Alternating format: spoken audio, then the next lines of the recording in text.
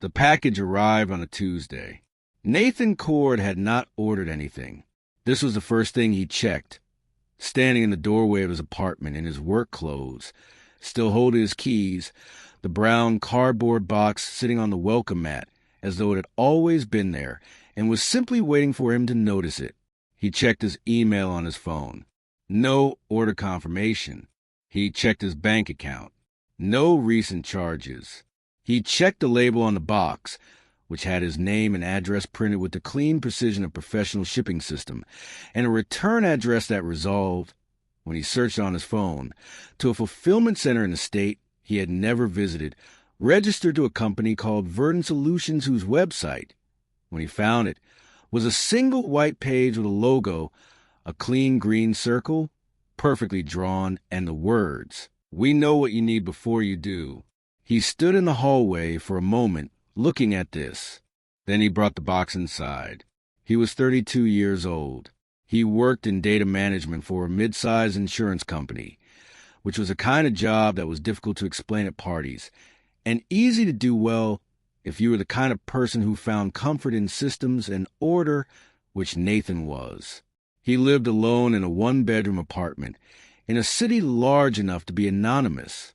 He had friends he saw occasionally, a sister he called on Sundays, and particular self-sufficient contentment of someone who had organized their life to require very little from the world and had, over time, come to mistake that arrangement for happiness.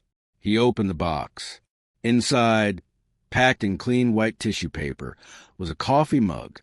It was a good mug, heavy ceramic, a deep matte green that matched the logo on the website, the kind of mug that communicated quality through weight and finish rather than ornamentation. On one side, in small clean type, it said, "Cup 1 of 12, nothing else." No invoice, no packing slip, no explanation. He turned it over. On the base, stamped in the same clean type, Verdant Solutions.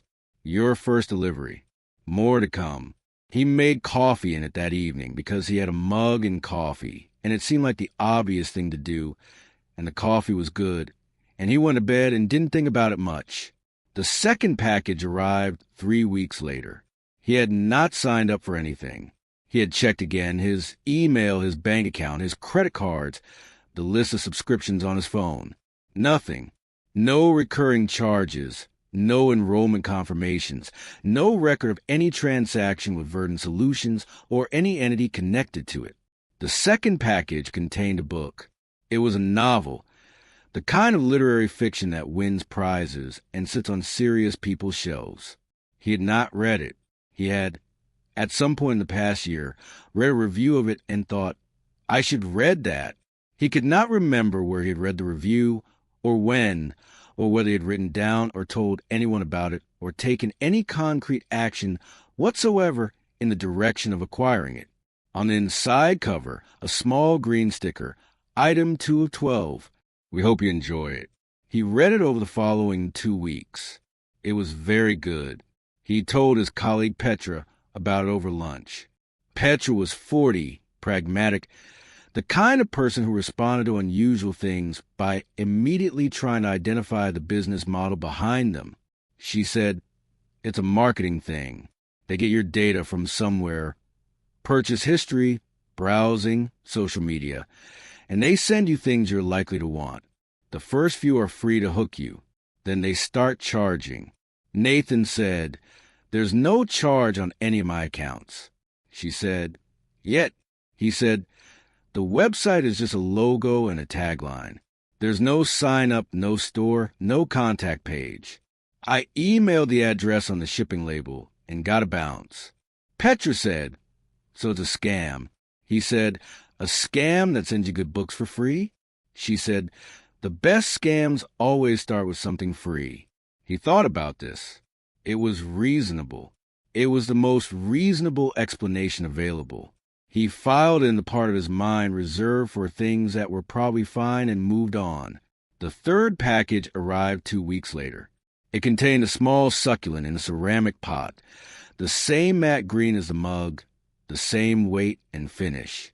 The plant was healthy, well-established, the kind of thing that required almost no maintenance and would sit on a windowsill and be quietly pleasant for years. He had been thinking, for approximately the past month, that his apartment needed something living in it. He had not told anyone this. He had not searched for it online. It had been a private, formless thought, the kind that drifts through a person's mind without attaching to any action, the kind you forget you had until something reminds you. The sticker inside the box said, Item 3 of 12. Some things grow better with attention. He put the plant on the windowsill. He looked at it for a long time. He picked up his phone and called his sister. Her name was Clara, and she was 3 years older and worked as a nurse and had the particular quality of people in medical professions who have seen enough of the genuinely alarming that they were difficult to impress with the merely unsettling. He told her about the 3 packages. He told her about the mug and the book and the plant, and the fact that he had not ordered any of them, and the fact that there was no charge anywhere on any of his accounts, and the website with its single page and its clean green logo. Clara said, How do they know what you want? Nathan said, That's the part one can't figure out. Clara said, You're not worried? He said, Should I be? A pause. She said, Probably not. Probably it's exactly what Petra said. Some very sophisticated targeted marketing with a delayed payment hook. They know a lot about you from your data, and they're using it. The business model is weird, but the principle is normal. He said, But I never thought about the book online. I never searched for it. I just read a review somewhere and had the thought and didn't act on it. Clara said, You probably did act on it in some small way you don't remember. Clicked the review. Hovered over a link. They track everything now. He said, Yeah. He said in a way that meant he was not fully convinced, and Clara heard this. And she said, Nathan. He said, Yeah. She said, If anything strange happens, throw the next one away before you open it. He said he would. He didn't. Package for was a sweater. It was exactly his size. It was exactly the color. A specific warm gray. A particular shade he would have described if asked as the color he imagined a comfortable sweater being, that he had never articulated to anyone and had never searched for and had, as far as he could determine, never in any way communicated to the world outside his own head.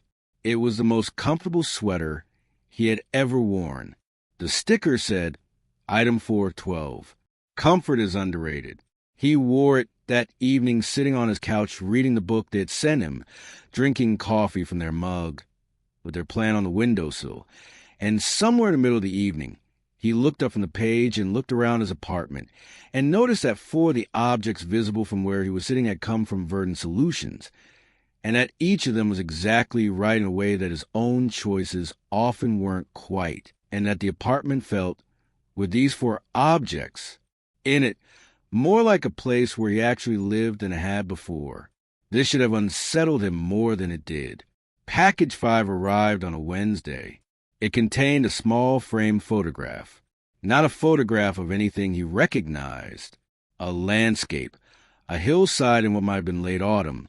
Trees stripped bare, a pale sky. A quality of light that was specific and exactly right in a way he could not articulate. It was a kind of image that felt personal, without being identifiable. The kind that felt like a memory of something you hadn't experienced. He stood in his kitchen holding it and understood, with a clarity that arrived all at once like a light switching on, that he had been looking for this image, not searching for it, not shopping for it, but carrying a space for it, an absence on a specific wall of his apartment where something should go, and nothing had ever been quite right. He had lived with that absence for 2 years, and had eventually stopped noticing it. The sticker said, Item 5 of 12. We see the spaces you don't notice anymore. He put it on the wall. It was perfect. He stood in the center of his apartment and looked at the wall and felt something he recognized, after a moment, as a particular satisfaction of a thing being completed, the click of a piece settling into its correct position, and then, a half-second later, a different feeling, something underneath the satisfaction, something cold. He took the sticker off the box and read it again. We see the spaces you don't notice anymore. He stood in the center of his apartment for a long time. He tried harder this time to find them. He spent a weekend on it. Not the casual searching he had done before, but a systematic investigation of everything he could find about Verdant Solutions. The fulfillment center address resolved to a building that existed but had no record of occupancy by any company of that name. The logo was not registered as a trademark anywhere he could search. There were no reviews, no complaints, no mentions on any forum or consumer site. There were no other recipients. He searched specifically for people describing unsolicited packages from unknown senders and found plenty, but none with the same return address, none with the same green logo, none with the same pattern. He could find, in every public record he had access to, no evidence that Verdant Solutions existed as a legal entity anywhere. He called the shipping company whose label was on the boxes.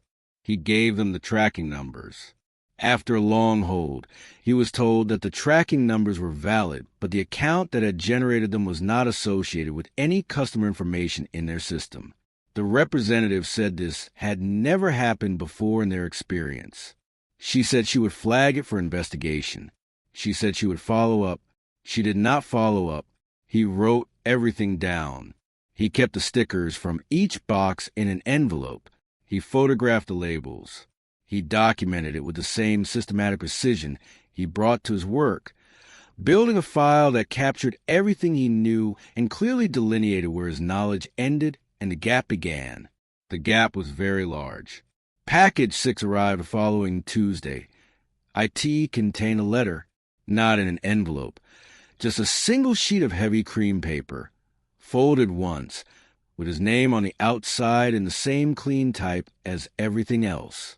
He unfolded it at his kitchen table with the particular steadiness of someone who has decided to meet a thing directly. The letter said, "Dear Nathan, you have been wondering about us. This is understandable, and we want to address it directly. We are not a marketing company.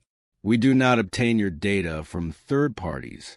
We do not track your browsing or your purchases or your social media activity. We pay attention to you. This is different from surveillance. Surveillance collects signals and processes them mechanically. What we do is older and more specific than that. We simply notice you, the particular person you are, the particular shape of what you need, the particular texture of the life you are living, and the life you are not living yet. We have been doing this for some time. You will receive 6 more items. They will continue to be exactly right. We ask only that you accept them in the spirit in which they are offered. The 12th item is different from the others. We want you to know this in advance. We want you to be ready. With care, Verdant Solutions." Nathan read this letter 4 times. Then he put in the envelope with the stickers and sat at his kitchen table and looked at the plant on the windowsill. Their plant, growing steadily, requiring almost no maintenance, quietly pleasant, and thought about what it meant to be paid attention by something that described itself as older and more specific than surveillance, that had been doing this for some time, that had sent him a photograph of a space it said it could see in his life. He thought about the 12th item. He thought about being ready. He called Clara. Clara came over that Saturday. She read the letter. She looked at the photograph on the wall, and the plant on the windowsill, and the mug on the drying rack, and the book on the nightstand. She held the letter for a long time. She said, "You need to move." He said, "They know my address." She said, "Change your address."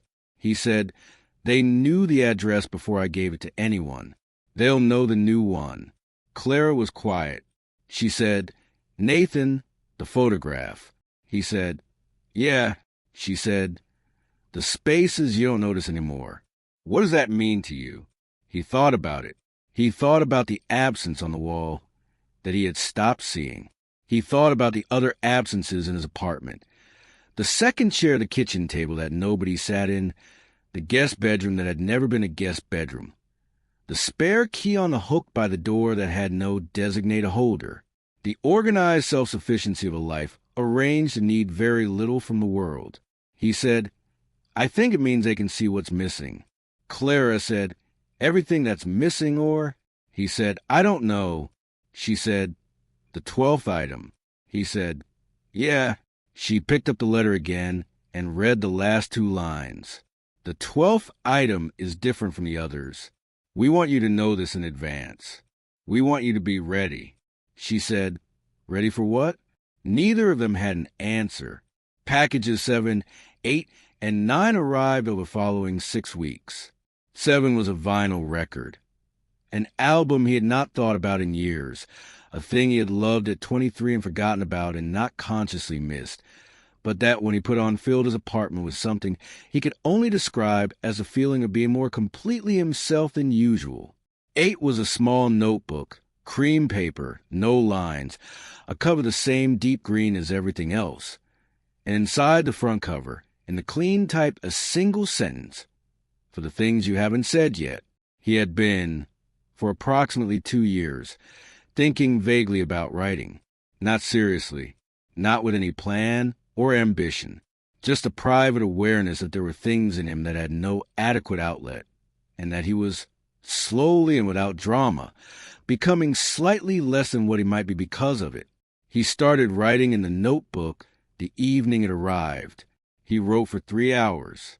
9 was a key, not a key to anything he recognized, a simple key, old-fashioned iron, slightly larger than a house key, on a small green keyring. No label, no explanation, just a key and the sticker, item 9 of 12. You'll know when. He added it to his keychain. He was not sure why. It felt correct. 10 was a letter again, shorter this time. Nathan, 2 more after this one.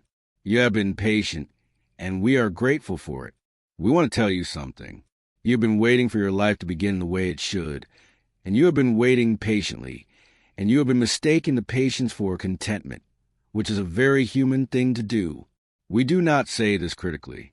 We say it because the 11th item will ask something of you, and we want you to approach it without the habit of waiting. The 12th item cannot come to you. You will have to go to it. We will tell you where. With care, Verdant Solutions. He read this at his kitchen table with his coffee in the green mug, the plan on the windowsill behind him, the photograph on the wall to his left, and he thought, they are describing my life accurately. And he thought, that is either evidence of something genuinely extraordinary or evidence of the most precise and targeted manipulation he had ever encountered.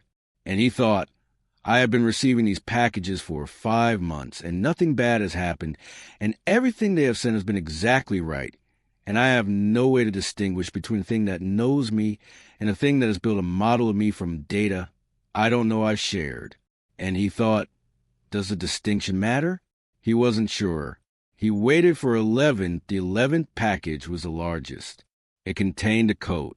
Not just any coat, the coat, the one you don't know you need until you're wearing it, and then cannot imagine how you manage without it. The weight of it, the cut of it, the specific quality of warmth it provided. He put it on and stood in front of his bathroom mirror and looked at himself wearing it and thought, this is what I look like when I am not managing the distance between myself and everything else. The sticker said, item 11 of 12, for where you're going. At the bottom of the box, under the tissue paper, a small green card. On the card, an address, a city 2 hours away, a street name, a number, and below that, come on a Saturday. Come alone. Bring the key. The 12th item is waiting. He told Clara. Clara said, absolutely not. He said, I'm going. She said, Nathan. He said, I know. She said, you know what this sounds like? He said, it sounds like I've been receiving packages from an entity that has known what I needed before I knew I needed it for 7 months without a single harmful outcome. And now it's asking me to go to an address. Clara said, and you think that's fine? He said, I think if it wanted to hurt me, it has had 7 months and a direct line to my apartment to do so. Clara said, or it's been building to this exact moment. He thought about that.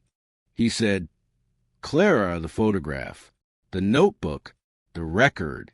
Each one was something real, something that was actually missing, not manufactured. Real. I had been living with all of these gaps and not seeing them, and they saw them. Clara said, "And that doesn't frighten you?" He said, "It does. It frightens me exactly as much as being seen clearly by anything frightens you, which is a different kind of fear than the kind you're describing." A long pause. Clara said, "I'm coming with you." He said, "The card says alone." She said, "I'll park a block away." He said, "Okay." He drove to the city on a Saturday in March, in the green coat, with a key on his keychain, with Clara's car 1/4 mile behind him the whole way. The address resolved to a street in an older part of the city, the kind of neighborhood that had been something specific once, and was between definitions now. Old buildings with ground floor units whose previous purposes were not always clear from facades. The number on the card was a door. A plain door, green, in a row of otherwise unremarkable doors. No signage, no buzzer panel, no indication of what was inside. He stood outside it for a long time. Then he tried the handle. Locked. He stood there for a moment. Then he understood. He took the key from his keychain, the iron key item 9, the one the sticker had said he would know when, and he put in the lock, and it turned, and the door opened. Inside was a room, small, clean, warmly lit by a lamp in the corner that was not the green mug's color, but somehow in the same family, the same quality of considered rightness. There was a table. On the table, a single item, wrapped in the same white tissue paper as everything else. And at the table, sitting with her hands folded and a cup of coffee in front of her, a woman. She was perhaps 35, perhaps 40.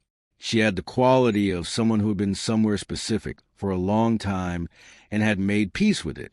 She looked at him with the expression of someone who had been expecting him for longer than this particular Saturday. She said, "You came." He said, "Yes." She said, "You brought the key." He said, "Yes." She said, "Sit down." He sat. She slid the wrapped package across the table. He looked at it. He looked at her. He said, "What is it?" She said, "We don't know yet. That's the difference between this one and the others. The others we knew. This one is yours to determine." He said, "I don't understand." She said, "The first 11 items were what you needed in order to become someone capable of receiving the 12th, not things we chose for you. A preparation. The mug, the book, the plant. Each one was a small completion. A gap closed. We have been closing the gaps for 7 months, so that when you arrived here, you would be as fully yourself as possible." He said, "Why?" She said, "Because the 12th item responds to who you are, not who you were when we started, who you are now." He looked at the package on the table. He said, "What happens if I don't open it?" She said, "Then we were wrong about you. It has happened. Not often." He said, "And if you're right?" She said, "Then it will be exactly what you need," as they all were. He sat for a long moment. He thought about the 7 months. He thought about the gaps that had been closed, one by one, without his asking, without his knowing he needed them closed. He thought about the notebook and the 3 hours of writing. He thought about the coat and what it felt like to wear it. He thought about the woman across the table, who was watching him with the patient attention of something that had been doing this for a very long time. He said, "Who are you?" She said, "We are the oldest subscription service in existence. We have been doing this since before there was a word for it. We find people who are almost what they should be. We send them what they need. And then," she gestured at the package. He said, "And then what?" She said, "And then we find out if we were right." He looked at the package. He looked at her. He thought about all of it. Every rational explanation he had built and tested and found insufficient. Every night he had lain awake adding the data up and arriving at a total that exceeded what the data should have been able to produce, he thought. I have been waiting for my life to begin in the way it should. He reached out and took the package and unwrapped it slowly, with the careful attention of someone who understands that some moments are better opened slowly than torn into, and inside the white tissue paper was something we do not have a word for yet. Not a thing, not an object, not anything that could be described in the categories available to someone who had not received the first 11 items and been made, by each of them, slightly more capable of understanding the 12th. He sat with it in his hands for a long time. Then he looked up at the woman across the table, and he said something, and she said something back. And we do not have access to that exchange because it took place between two people in a specific state of understanding that this account cannot recreate. What we know is that he stayed for 2 hours. What we know is that when Clara called at the 1 hour mark, he let it go to voicemail. What we know is that when he came out, Clara was standing at the end of the block with her arms crossed and the expression of a person who had spent an hour imagining bad outcomes. And he walked toward her, and she looked at his face, and her arms came uncrossed, and she said, "What happened?" He said, "I'm okay." She said, "What was it?"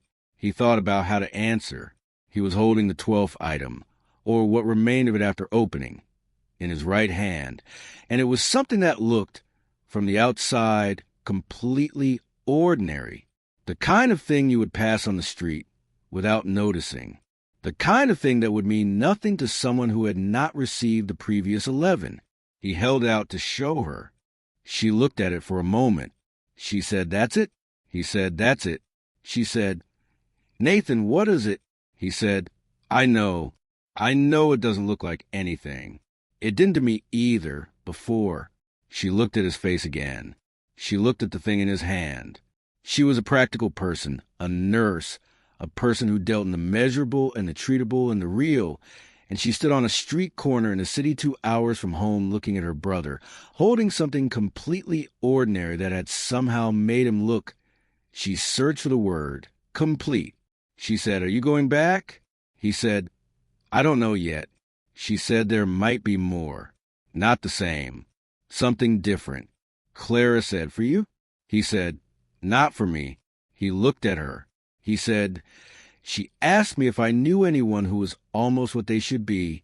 Clara stood very still. He said, "I gave her your address." Nathan Cord continued to live in his apartment. He continued to work in data management.